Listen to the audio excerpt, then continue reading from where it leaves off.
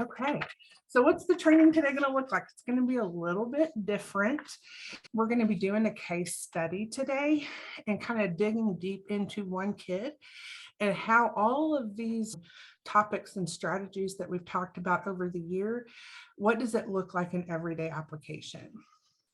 So before I dig into the demographics of the classroom, I just wanted to share with you the level of collaboration that went into the development of this training.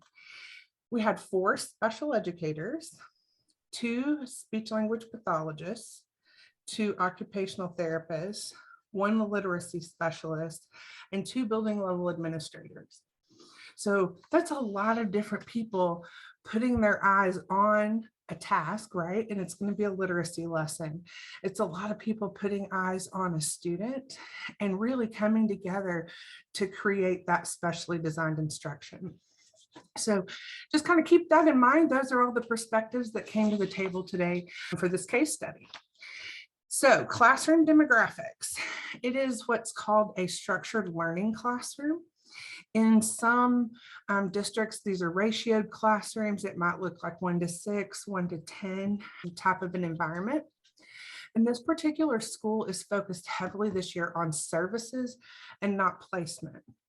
So in that classroom, you'll see down on the next line, it's K-4 and there's 6-7 students. Students are fluctuating in and out of that classroom based on their individual needs. So of those 6 or 7 kiddos, there's 2 students with autism, 2 students with intellectual disabilities, 3 students with multiple disabilities, and they're, kind of high needs, complex bodies, kiddos in wheelchair with high personal care needs. So you can imagine the zoning plan that has to be created to support this kind of student, these kinds of students. So hats off, that zoning plan training, I'm sure is coming in handy. Okay, so that is kind of the classroom demographics. We're going to zoom in a little bit more, and I want everybody to meet sweet Mila. Mila is a kindergartner. She has an intellectual disability, Down syndrome.